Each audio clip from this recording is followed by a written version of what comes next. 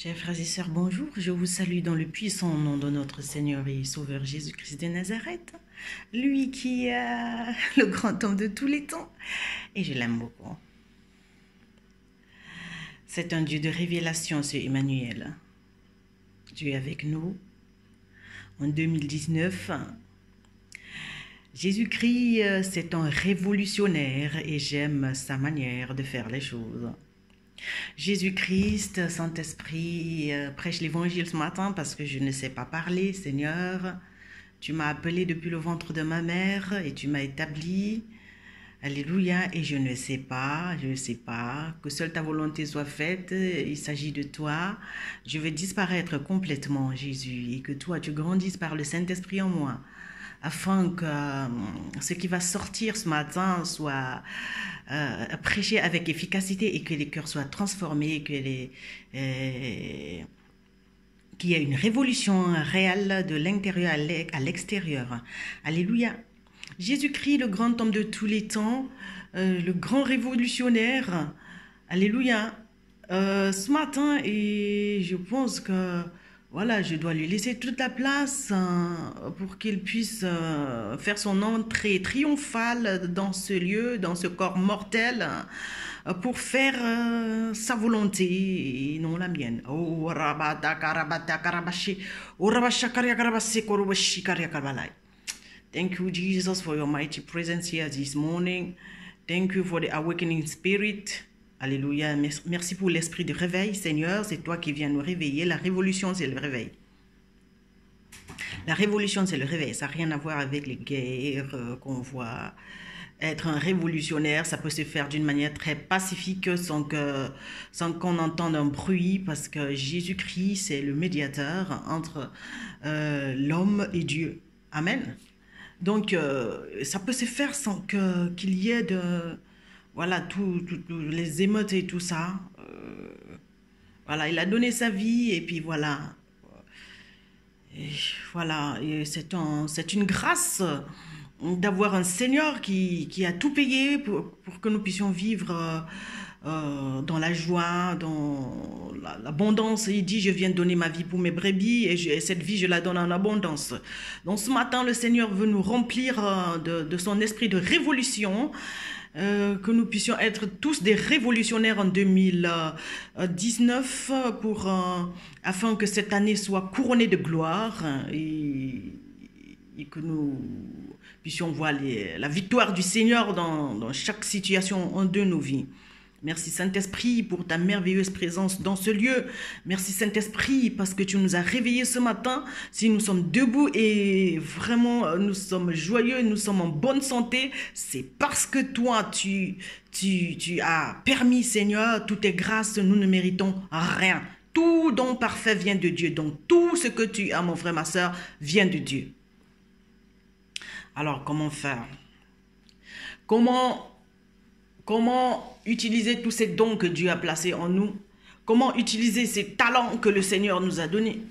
Comment utiliser cette position que Dieu m'a donnée pour impacter des vies? Alléluia. Comment faire? Parce que hier, j'ai parlé de la bénédiction, quand le Seigneur te bénit, il faut que tu puisses être utile, que tu puisses servir, que tes dons et tes talents doivent servir, alléluia, les autres. Mais comment faire? Parce que si on dit des choses à quelqu'un et on ne lui explique pas comment faire, je ne pense pas que ça peut aider la personne. Comment faire? Jésus-Christ le révolutionnaire, il vient ce matin par son esprit pour pouvoir nous expliquer comment utiliser les dons et les talents au service des autres. Alléluia.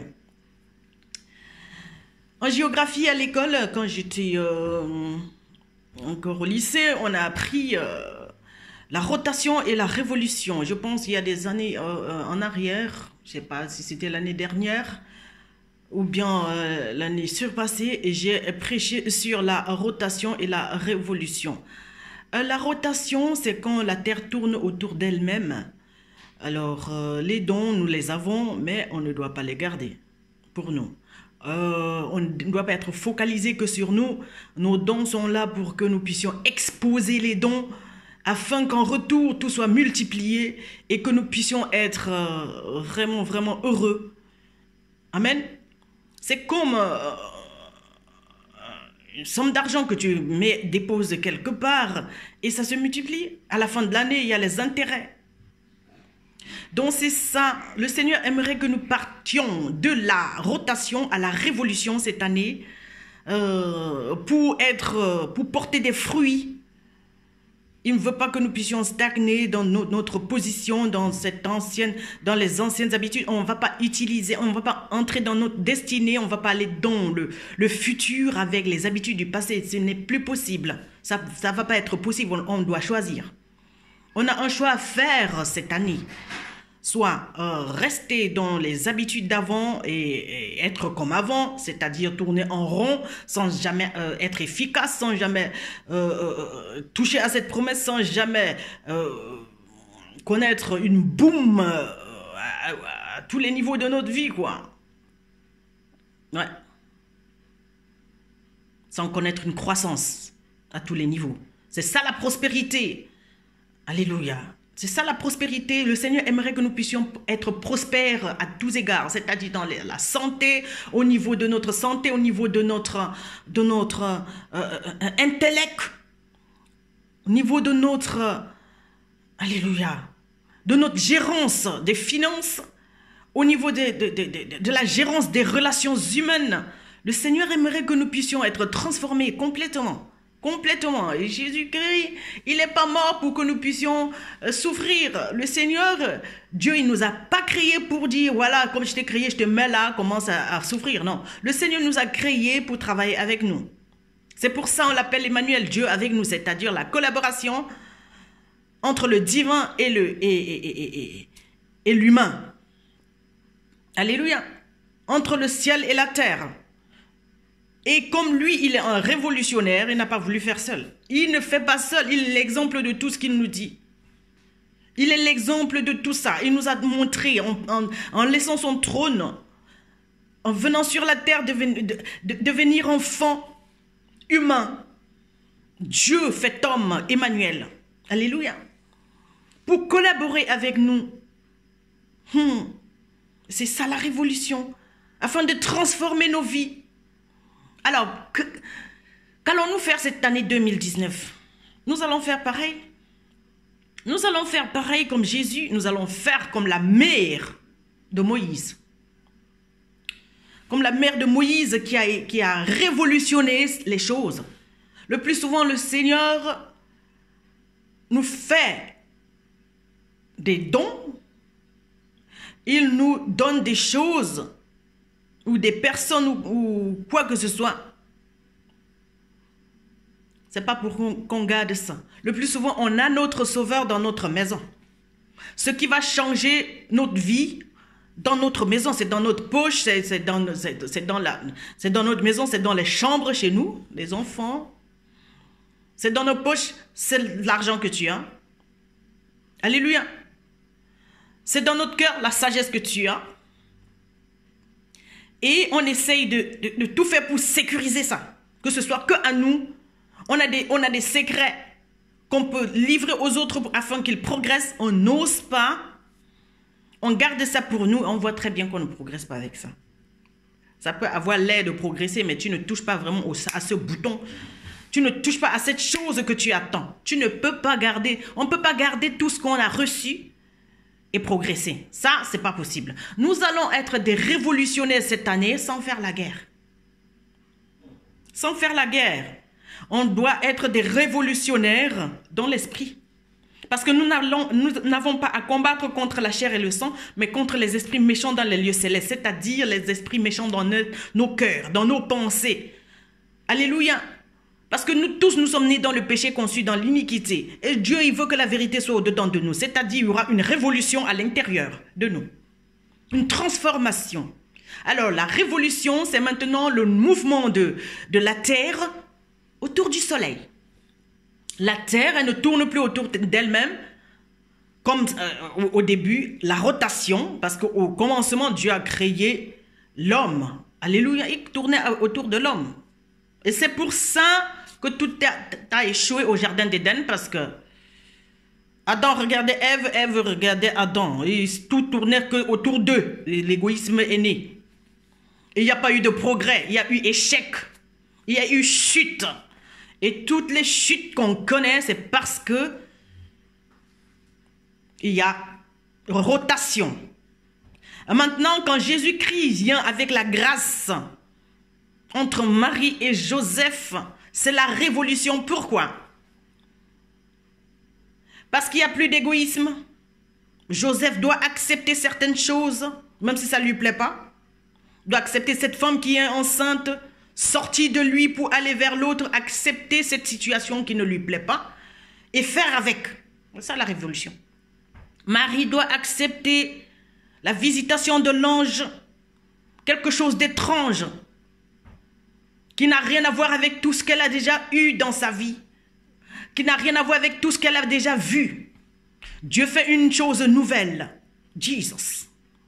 Alors, la mère de Moïse a connu la même chose. Avant de parler de la mère de Moïse, cet enfant qui est né pour révolutionner le monde, ce Jésus-Christ, l'Emmanuel, alléluia, va être l'exemple de tout ce qui s'est passé entre Marie et Joseph. Et ce couple est venu pour révolutionner le monde. Et le fruit de du changement dans leur vie, c'est Jésus. Ce Jésus-Christ qui vient d'une manière étrange, avec beaucoup de contradictions. C'est Jésus-Christ dont sa présence renverse beaucoup de trônes. Parce qu'il est le roi des rois. Il est le Seigneur des seigneurs. Donc tu ne peux pas lui dire que tu sais, que tu es plus que si. Non, quand il vient, il chamboule tout. Il casse tes plans et puis il établit son règne. Que son règne vienne ce matin. Thank you, Jesus, for your marvelous presence this morning here. We honor you. We worship you. We bless your holy name. You are God. We are not. Tu es Dieu, nous ne le sommes pas. Nous sommes des humains et nous devons accepter notre position afin que le Seigneur puisse venir collaborer avec nous pour révolutionner notre caractère. Amen. Et que nous puissions impacter des vies aussi à notre tour. Donc nous allons voir dans la Bible, il y a la mère de Moïse qui a changé sa propre vie en prenant une décision radicale qui non seulement change sa propre vie, mais change la vie de centaines de milliers, des millions, parce qu'ils sont partis, ils sont sortis d'Égypte, des millions d'Israélites. Tu peux avoir le sauveur, ton sauveur dans la maison, mais tu le caches. Et si tu caches ton sauveur, tu ne veux pas l'exposer, tu ne vas jamais être libre. Tu ne vas jamais être libéré. Tu ne vas jamais connaître la liberté, ni l'indépendance, ni que tu restes esclave dans ta situation. Avant de lire le livre d'Exode pour que nous puissions bien comprendre où est-ce que je suis en train d'aller,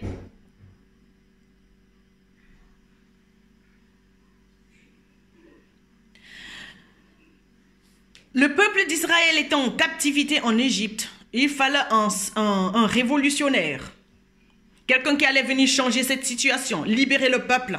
Peut-être toi, tu es dans une situation, tu ne sais pas comment faire et tu te dis, mais j'attends quelqu'un pour venir m'aider. Mais pourtant, le Seigneur t'a déjà donné ce qu'il faut. Tu as peut-être un fils à la maison. Mais c'est ce fils-là qui va t'apporter le changement dans ta vie. Tu as peut-être des dons, certains dons. Et c'est ça qui va apporter des changements dans ta vie. Et si tu ne fais rien, rien ne va se faire. Il n'y a pas de magie. Il n'y a pas de magie.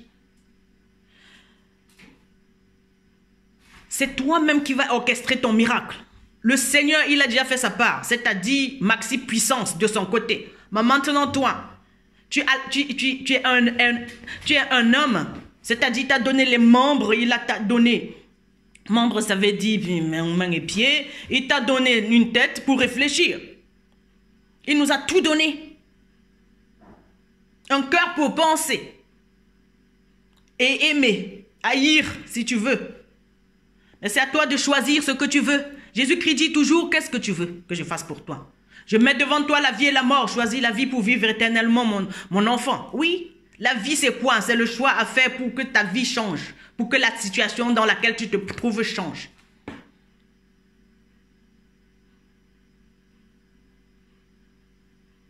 Il y a des choses que si tu gardes, depuis que tu gardes là, ça ne se multiplie pas. Parce que tu ne veux pas exposer cette chose. Tu ne veux pas prendre le risque pour montrer aux gens ce que tu as, qui tu es réellement. Je sers les enfants, même avec mes enfants. Même avec mes enfants spirituels. Avec tout. Tu dois être quelqu'un qui n'a rien à cacher. Rien à protéger. En 2019. Alléluia. Rien à prouver. Si tu es à ce niveau, tu vas voir comment tu vas progresser. Alors la mère de Moïse, c'était cette femme qui a eu son bébé. Je vais lire dans le livre d'Exode 2. Naissance de Moïse. Un homme de la famille de Lévi, je lis pour la gloire de notre Seigneur. Un homme de la famille de Lévi avait pris pour femme une Lévite. Cette femme fut enceinte et mit au monde un fils. Elle vit qu'il était beau et elle le cacha pendant 3 mois. Lorsqu'elle ne put plus le garder, elle prit une caisse de jonc. Elle enduisit de bitume et de pois. Puis elle mit l'enfant et le déposa parmi les roseaux sur la rive du fleuve. La sœur de l'enfant se posta à une certaine distance pour savoir ce qui lui arriverait. Or, la fille du Pharaon descendit au fleuve pour se baigner, tandis que ses servantes se promenaient le long du fleuve. Elle vit la caisse au milieu des roseaux et envoya sa servante la prendre. Quand elle ouvrit, elle vit l'enfant. C'était un petit garçon qui pleurait. Prise de pitié pour lui, elle dit, c'est un enfant hébreu. Alors la sœur de l'enfant dit à la fille du Pharaon, veux-tu que j'aille te chercher une nourrice parmi les femmes des Hébreux afin qu'elle allaite cet enfant pour toi? Vas-y, répondit la fille du Pharaon. Et la jeune fille alla chercher la mère de l'enfant. La fille de Pharaon lui dit, emporte cet enfant et allaite-le pour moi, je te donnerai ton salaire. La femme prit l'enfant et l'allaita. Quand il eut grandi, elle l'amena à la fille du Pharaon et il fut un fils pour elle. Elle l'appela Moïse car dit-elle, je l'ai retiré de l'eau. Pourquoi la mère de Moïse ici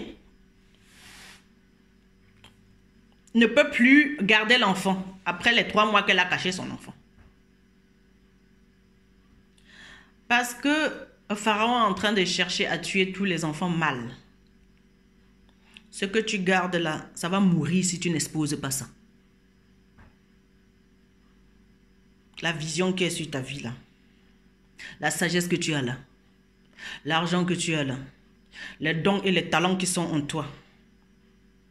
Si tu gardes ça, ça ne va rien donner. Ça va mourir. Même l'enfant que tu as là. Si tu ne passes que ton temps à dire, cet enfant ne va que me servir, il m'appartient parce que c'est Dieu qui me l'a donné. Tu m'as. Il y a des gens qui meurent. Naturellement, j'ai connu ça dans ma famille. Un enfant un membre de ma famille a fait, je ne veux pas citer les contemporains. La maman prenait l'enfant comme si c'était Dieu. Elle est devenue l'idole de sa mère. Dieu l'a pris. Alors, tout ce que tu gardes qui vient de Dieu, c'est de l'idolâtrie, tu vas perdre ça. Donc, la mère de Moïse ici voit que 3 mois après, le Pharaon est dehors, il cherche tous les enfants mâles des Hébreux qui sont esclaves en Égypte. Il sait que la semence de la femme va écraser la tête du serpent. Oui, ça c'est toujours la promesse. La semence, ce qui vient de toi, ce qui sort de toi, ça va écraser la tête du serpent. Ce que tu as, tu vas utiliser ça pour écraser la tête du serpent. Les gens, ils refusent de parler de l'argent.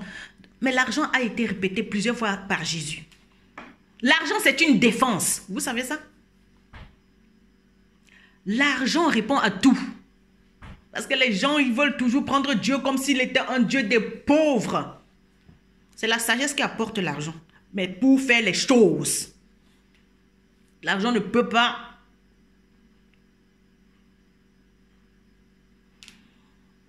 acheter l'amour. Mais l'argent peut payer les factures à l'hôpital. L'argent peut construire une maison pour abriter les personnes. Oui, l'argent fait beaucoup de choses. Avec l'argent, tu achètes à manger. Avec l'argent, quand je prêche là, je marche pas à pied. Tu vas en avion. Avec l'argent, j'ai acheté ce téléphone avec lequel je prêche l'évangile. Je paye les factures d'Internet tous les mois. Sinon, l'argent, c'est une défense. Ce que tu gardes là, chaque fois, dès que tu as un truc, un rond, tu vas aller cacher. Tu utilises ça que pour toi. Tu as un enfant, tu le caches, tu ne veux même pas que les gens puissent l'envoyer. Quand quelqu'un d'autre parle de ton enfant, quand il faut que ton enfant bénisse quelqu'un d'autre, pour toi, ce n'est pas possible, il ne le faut pas. Parce que c'est moi qui ai accouché cet enfant.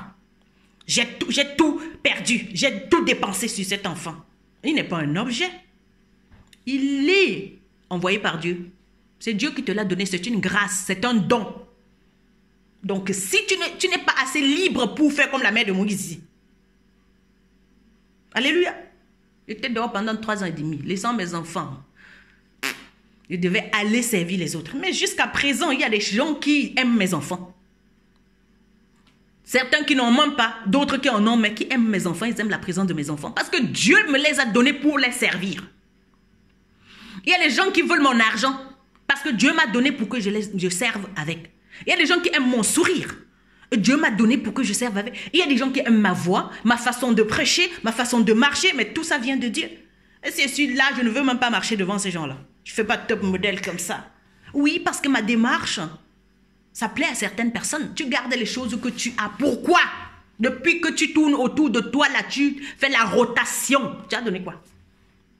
La mère de Moïse ici voit que la rotation, ce n'est pas une bonne chose. C'est-à-dire être centré sur soi-même. Un jour, j'étais dans un séminaire, excusez-moi, c'est une parenthèse. Et j'ai entendu le Saint-Esprit me dire, la terre tourne autour d'elle-même. Je me suis levée moi-même, j'ai tourné autour de moi et j'ai compris cette chose que je vous explique là. Il est en train de me parler de mon égoïsme. De ne pas toujours penser à moi parce qu'en allant dans un séminaire, je me disais, Seigneur, je vais là-bas pour que mon mariage marche vraiment pour que, comme tout s'est cassé, Seigneur, ramène-moi mes enfants. Non, le Seigneur ne m'avait pas amené là-bas pour ça. Il m'a amené pour me guérir de mon égoïsme afin que je commence aussi à sortir de moi, de ce qui me concerne pour m'occuper des autres. Jésus-Christ dit dans sa parole, ce que tu perds, si tu perds ta vie à cause de moi, tu la retrouveras. C'est-à-dire, si tu laisses ce que je t'ai donné entre mes mains, c'est-à-dire, tu laisses que les autres utilisent ce que je t'ai donné, tu retrouveras, et au centuple. Ah bah, c'est des choses que j'ai expérimentées. Moi, je ne parle pas des choses que j'ai entendues, c'est du vécu. Jésus-Christ m'a dit, quand j'ai eu une révélation, une vision ici, il est venu, il m'a dit, va dire aux gens ce que tu as vu et entendu, je suis l'amène, je reviens bientôt. Alors, ce que j'ai vu et entendu, je ne dois pas garder. Ce que tu as vu et entendu, ma soeur, tu ne dois pas garder. Il y a des gens qui écoutent ces messages et tous les jours, ça leur plaît. Oh, ça me fait chaud au cœur, ça me fait du bien. Mais tu as donné à qui? Tu as envoyé ça à qui aussi? Il y a un site ici, YouTube, Octavie Osamchouk. Allez sur ça et envoyez aux autres. Sinon, ça va te tuer. Tu ne vas pas progresser avec ça. Si tu connais cet évangile que je prêche tout seul, tu ne vas pas progresser. Il faut donner aux autres tout ce que tu as reçu de Dieu. Ce que tu as vu, tu as été témoin. Tous ceux qui ont vu Jésus à la croix, ils ont été bénis. Oui, ils sont aussi passés par la croix, c'est-à-dire par la souffrance, et après ils sont devenus glorieux, comme lui. Donc si tu vois, tu es le témoin oculaire de certaines choses, tu ne peux ne pas aussi vivre certaines choses. Tu ne peux ne pas être aussi béni de la manière dont les autres sont bénis. Mais c'est à toi maintenant d'orchestrer tout pour que cette bénédiction te revienne en retour. Donc, nous allons voir la mère de Moïse ici qui organise tout ça. Et maintenant, un enfant qu'elle a accouché. Hein? Il y a quelqu'un d'autre qui prend soin de l'enfant, la fille du pharaon, c'est-à-dire elle est haut placée et mieux placée pour garder cet enfant qui risque de mourir si sa maman la garde dans la maison. Donc, expose ton don. Mets ça au service des autres. La fille du pharaon avait peut-être besoin d'un bébé. Et au palais là-bas, c'était un endroit assez bien pour Moïse, pour grandir. Être exposé à beaucoup de choses, pour comprendre. Pourquoi nous, on ne comprend pas les choses? Pourquoi on ne comprend pas? On ne fait pas les recherches. On ne veut pas laisser certaines personnes aller. On ne veut pas laisser certains dons. Alléluia. Aller. Être utile aux autres. On ne veut pas. Et on s'étonne pourquoi on ne progresse pas. On ne progresse pas parce qu'on ne veut pas. On est égoïste. Et le Seigneur aimerait venir changer nos vies. C'est à nous maintenant de décider. Le changement, la révolution, c'est une décision. Pour que quoi que ce soit change, il faut que les gens prennent une décision radicale. Cette année 2019, c'est à toi de voir si tu vas garder ton bébé à la maison, c'est-à-dire les biens, tout ce que Dieu t'a donné. C'est à toi de voir si tu vas garder ça à la maison et tourner autour et ça ne te donne rien. Ou garder à la maison, ça veut dire garder que pour toi. Tout est autour de toi. Tout tourne autour de toi. Il n'y a que toi. Tu ne penses pas aux autres. Ou être révolutionnaire. C'est-à-dire exposer tes dons et tes talents afin que les autres en profitent. Et qu'en retour, on va te payer. On voit bien un enfant ici de 3 mois que sa maman le prépare bien. Elle l'envoie chez Pharaon. La fille de Pharaon va accueillir l'enfant et la petite, sa sœur, qui est un petit peu plus grande, va demander à la fille de Pharaon si elle a besoin de quelqu'un pour allaiter cet enfant. Ça, c'est la sagesse. Elle sait très bien que c'est son frère. Elle sait très bien que... Et c'est sa mère qui l'a envoyé. Ça, c'est une femme sage. Et maintenant, en retour, on va la payer à elle. On la paye pour allaiter le bébé. Son enfant à elle. Je parle de ce que je vis. Je suis désolée. Hein? Si vous n'êtes pas à ce niveau, apprenez maintenant. Je ne veux pas les jalousies. Je ne veux pas les jalouses. Moi, je ne veux pas que quand quelqu'un me voit béni, il commence à me jalouser. Mais c'est ce que je fais. Je sais supporter pour que mon enfant aille ailleurs, que mon argent aille ailleurs, que ma sagesse aille ailleurs. C'est pour ça que je prêche tous les jours. Dès que Dieu me donne quelque chose, allez, je sors ça et je vous donne. Amen. Oui, je ne garde pas pour moi, ça me fait du bien, ça m'aide dans mes choses, mais je ne vais pas garder. Alléluia. Jesus. Et Dieu, il parle tous les jours. Tu vas me dire que tu n'entends pas l'évangile tous les jours, que tu n'entends pas, que personne ne t'a jamais béni. Du matin au soir, il y a des gens qui te disent bonjour, qui te font quelque chose. Mais tu t'en fous parce que ça te fait du bien et puis toi, c'est mieux que pour toi. Il y a des gens qui te font des dons. Tu fais quoi? Quand tu fais de tout cela, voilà alors la manière de faire cette année. Révolutionne ta vie toi-même. Arrête de parler des autres. C'est à toi de changer. Mais pour ça, le prix à payer, c'est d'accepter, serrer le cœur pour donner aux autres cette chose-là que Dieu t'a donnée. Et en retour, je t'assure, hey, non seulement on va te payer, mais ça va te délivrer.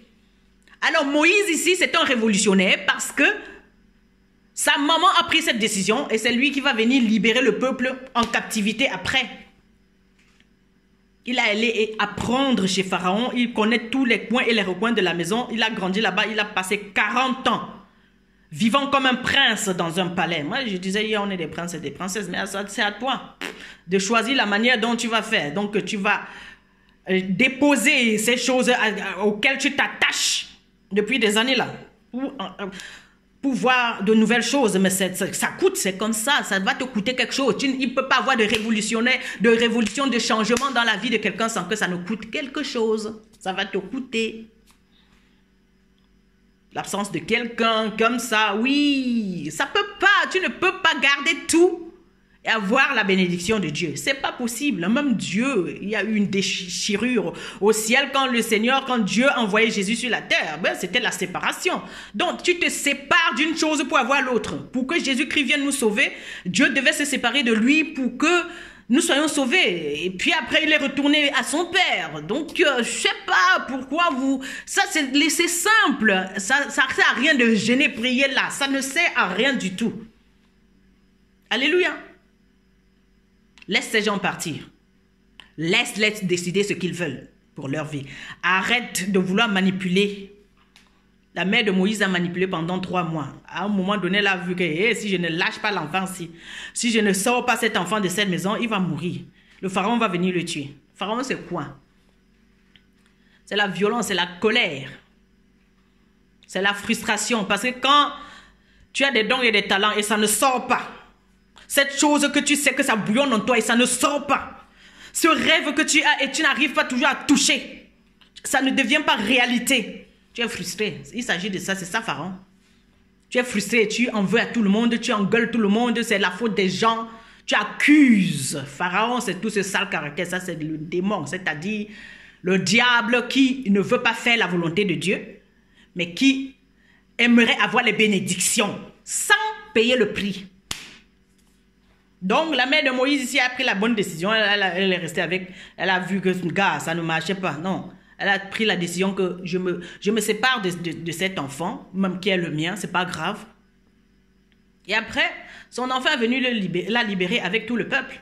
Plus de 3 millions de personnes sont sorties de la captivité, de l'esclavage. Donc on va voir ici que le caractère du pharaon, le peuple en Égypte est en esclavage, le peuple d'Israël en Égypte en esclavage, parce qu'ils ont le même caractère du pharaon. Et c'est Moïse qui va aller chez Pharaon, être exposé pour apprendre le caractère de ces gens et mieux combattre la chose. Dieu ne peut pas utiliser quelqu'un qui n'a pas d'expérience pour faire certaines choses, pour libérer certaines personnes. Alors, ton libérateur est dans ta maison, c'est dans ton cœur là-bas, c'est dans ta pensée, c'est dans ta poche, c'est dans ta chambre. Oui, il ne faut pas aller chercher loin. La mère de Moïse cachait son sauveur, sans savoir. Alléluia. Oui, pendant un temps, on va cacher, parce que Jésus, quand il est né, il y avait le roi Hérode qui cherchait aussi l'enfant, pour le tuer. Sa mère allait en Égypte le cacher. Pendant un temps, mais maintenant, il est temps d'exposer ça. C'est donc ces talents, tout ce que Dieu t'a donné. Alléluia. Alléluia. Si tu sais que tu fais tes cheveux comme ça et puis que ça plaît à certaines personnes, vas-y. En passant, c'est une parenthèse, parce qu'il y a des gens sur Messenger là qui essaient de me parler comme si moi je suis mariée. Je suis mariée parce que quand je parle d'amour, ça n'a rien à voir avec l'amour charnel. Je suis mariée, je suis mère de 6 enfants. J'ai aussi d'autres enfants que j'ai adoptés. Ils sont nombreux. Alors, voilà. Je suis la servante du Seigneur, donc ça ne va pas plus loin que ça. J'aimerais que chacun essaye de rester dans son cadre, qu'on se respecte. Alléluia, c'était une parenthèse. Pour les hommes qui aiment bien, quand les femmes elles parlent d'amour, pour eux, c'est toujours sexuel. Non, ici, ce n'est pas ça. C'est l'amour parfait du Seigneur, c'est-à-dire inconditionnel. L'amour propre. Jesus. Donc, cette année, voilà, c'est à toi de prendre la décision de révolutionner ta vie. Le Seigneur ne va pas faire à ta place. Ici, la mère de Moïse, elle a pris la décision. Le Seigneur n'est pas descendu du ciel pour venir faire à sa place. Elle a senti que c'était grave. Et elle a senti que c'était grave. Quand Marie et Joseph ont vu que Jésus-Christ ne pouvait plus vivre avec eux, ils se sont cassés, ils ont laissé leur fils aller dans sa destinée. Donc, tout ce qui vient de Dieu est parfait. Tout don parfait vient de Dieu. Donc, tout ce que tu as reçu de Dieu, il faut mettre ça au service des autres. Et après, tu vas voir. Quand Jésus il est mort, il est ressuscité. Et il y a plusieurs qui sont ressuscités avec. C'est-à-dire, chaque don que tu vas placer au service des autres, ça va se multiplier et au centuple, tu vas recevoir. La Bible nous dit encore dans le livre de Malachie 3, mettez-moi de la sorte à l'épreuve et vous verrez si je ne vous ouvrirai pas les écluses des cieux. Alléluia, je menacerai l'insecte vorace qui vous vole tout ce que vous produisez chaque fois. Parce que si tu mets le Seigneur à l'épreuve, tu prends le risque de déposer cette chose qui te coûte Laisse cet homme-là qui te coûte, laisse-le tranquille. Ne t'ingère plus dans ses problèmes. Laisse la femme-là tranquille entre les mains du Seigneur. Laisse ses enfants tranquilles. Arrête d'être manipulateur à la maison, à gauche, à droite. Alléluia. L'argent là que tu ne fais que garder serré comme ça là, lâche ça. Deviens folle, deviens fou, parce que jusqu'à ce qu'on dise que tu es fou. Hein. La folie de Dieu, c'est une sagesse pour Dieu. Donc, si tu n'es pas fou, si tu ne fais pas les choses folles, parce que Dieu il fait des choses folles, pour confondre les sages de ce monde. Donc, voilà, notre propre sagesse, elle est démoniaque. Mais celle qui vient de Dieu, la vraie sagesse, elle vient d'en haut.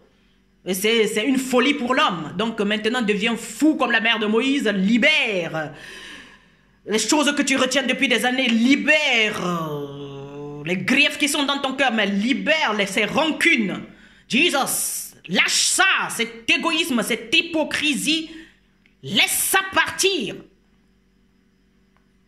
Alléluia. Et le Seigneur va renouveler ton intelligence. Le Seigneur va te donner plus que ce que toi tu as toujours eu. Alléluia. Alléluia, cette année révolutionne ta vie. Révolutionne ta vie, reconstruis. Le Seigneur veut te reconstruire sur de bonnes bases. Amen. Alléluia, que tu sois une maison construite en béton armé cette fois-ci. Même s'il y a n'importe quel vent, n'importe quel raz de marée, ça ne va rien te faire. Alléluia, que le Seigneur soit glorifié dans le nom puissant de Jésus-Christ. Je dis Amen. Et vous aussi, avec. Dites Amen, parce que c'est la fin de la prédication ce matin. Merci Seigneur d'avoir été là. Tu es super, tu es un gentleman, Saint-Esprit. Je te respecte, Waouh, toute la révérence Seigneur. Que la gloire, la puissance et l'honneur te reviennent. Au nom puissant de Jésus-Christ. Amen.